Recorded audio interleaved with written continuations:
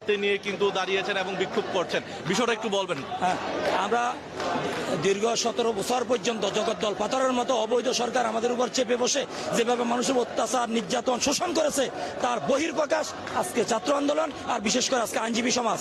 তাদেরই দোষর, তাদের সরকারের মন্ত্রী মিনিস্টার তাদের দুইজন ধরা গেছে, যে দরবেশ বাবু এবং যে আইন অঙ্গনকে কুলুষিত করেছে, আইন অঙ্গনের মান সম্মান দুলিশ্বাত করে দিয়েছে, সাধারণ মানুষের ন্যায় বিচার প্রাপ্তির যে আশা ভরসার স্থানটাকে ধ্বংস করে দিয়েছে।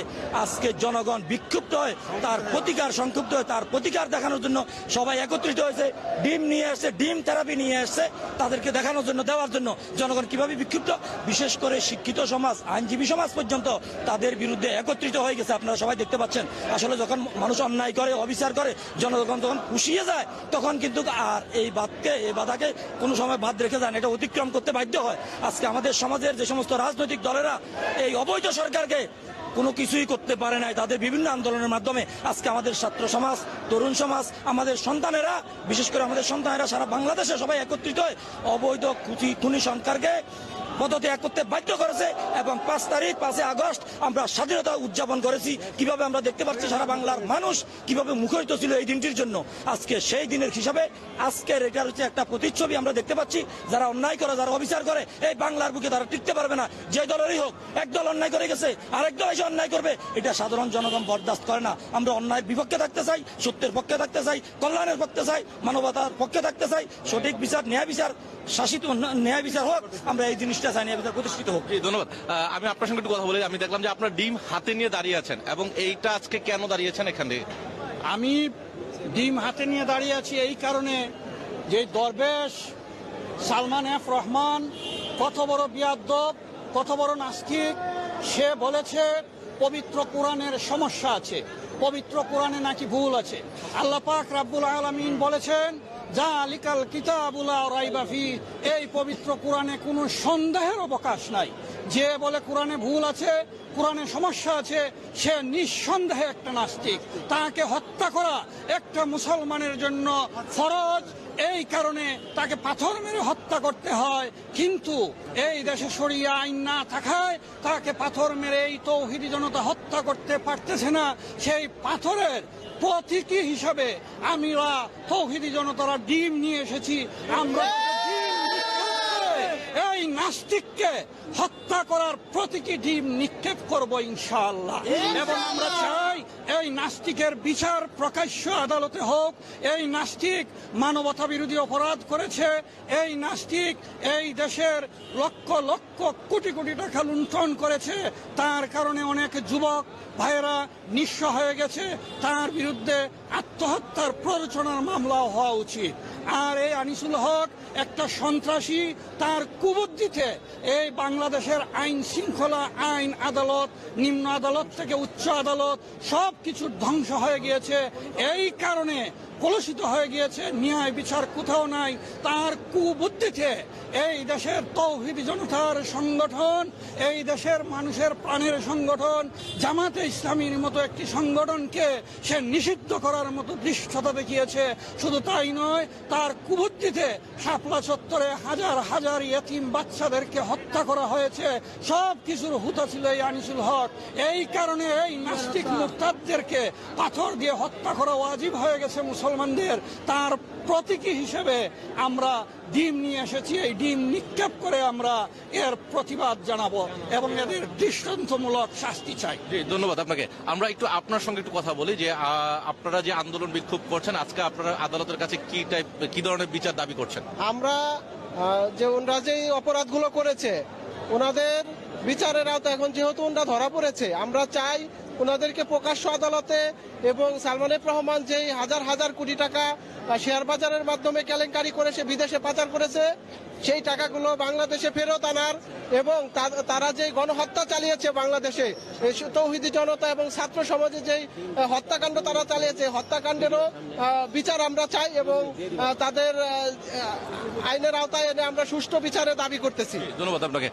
দর্শক, আমরা কয়েকজনের সঙ্গে কথা বলছিলাম, আমরা আরেকজন আইনজীবীর সঙ্গে কথা বলবো যে আজকে বিচারের মুখোমুখি এবং গতকাল থেকে হচ্ছে আমরা শুনেছি দুজন প্রভাবশালী নেতা আটক হয়েছেন এবং তার প্রেক্ষিতে আপনারা এখানে বিক্ষোভ করছেন, এবং সেই বিক্ষোভের প্রেক্ষিতে আপনারা কি চাচ্ছেন এই মুহূর্তে? দেখুন, এখানে দুটি বিষয় রয়েছে। প্রথমত আজকে গতকাল রাতে আমরা মিডিয়া মারফত জানতে পেরেছি ডিএমপি কমিশন যে সাবেক পদত্যাগকারী স্বৈরাচারী সরকার প্রধান শেখ হাসিনার বেসরকারি বিনিয়োগ ও শিল্প উপদেষ্টা সালমান এফ রহমান এবং সাবেক আইনমন্ত্রী আনিসুল হক এই দুইজনকে আটক করা হয়েছে মর্মে ডিএমপি কমিশনার মহোদয় মিডিয়ার মাধ্যমে নিশ্চিত করেছে। এখন আমাদের ফৌজদারি কার্যবিধি অনুযায়ী কোনো আসামিকে আইন শৃঙ্খলা বাহিনী যদি গ্রেফতার করেন বা আটক করার দাবি করেন তাহলে 24 ঘন্টার মধ্যে নিকটস্থ বিজ্ঞ প্রথম শ্রেণীর ম্যাজিস্ট্রেটের নিকট তাকে উপস্থাপন করতে হয়। সেই অনুযায়ী যেহেতু গতকাল সন্ধ্যায় তাদেরকে আটক করা হয়েছে, সেই হিসেবে আজকে সন্ধ্যার মধ্যে এই দুইজনকে বিজ্ঞ ম্যাজিস্ট্রেট মহোদয়ের এজলাসে তাদেরকে হাজির করা। আমরা একটু জানতে চাচ্ছি যে আপনারা কি দাবি চাচ্ছেন এখন, মানে শাস্তি কি চাচ্ছেন? এখানে বিজ্ঞ আইনজীবী সমাজ উপস্থিত হয়েছেন যে তাদেরকে যেহেতু আজকে কোর্টে উপস্থাপন করা হবে যেন ন্যায় বিচার নিশ্চিত করা হয়।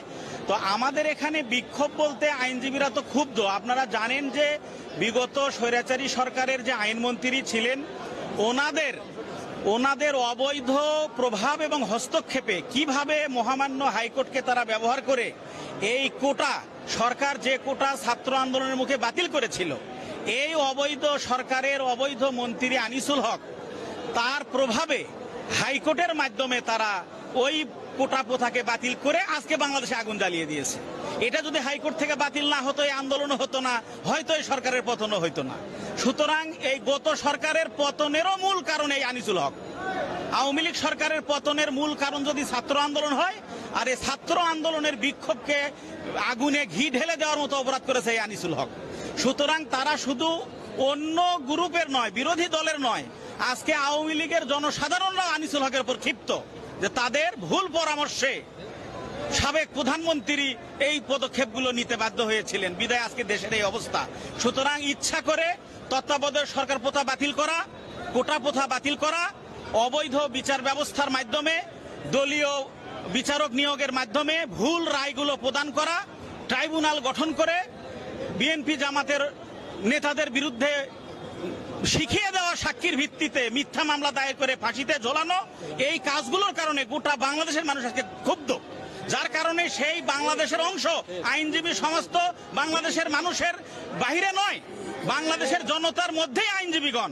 আমরা দীর্ঘদিন গত 15 বছর এই কোর্টে আমরা ন্যায় বিচার পাইনি।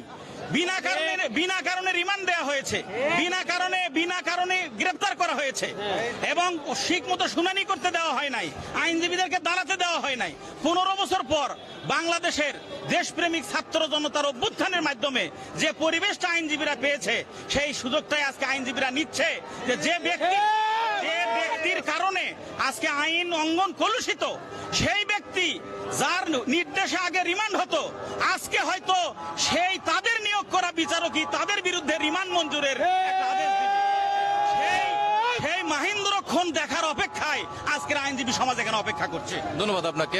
দর্শক, আমরা বেশ কয়েকজন আইনজীবীর সঙ্গে কথা বলেছিলাম, তারা আজকের যে বিচার কার্যবলী এবং যে গতকাল রাতে যেমন প্রভাবশালী দুই নেতা শেখ হাসিনা সরকারের যে গ্রেপ্তার হয়েছে তার প্রেক্ষিতে আজকে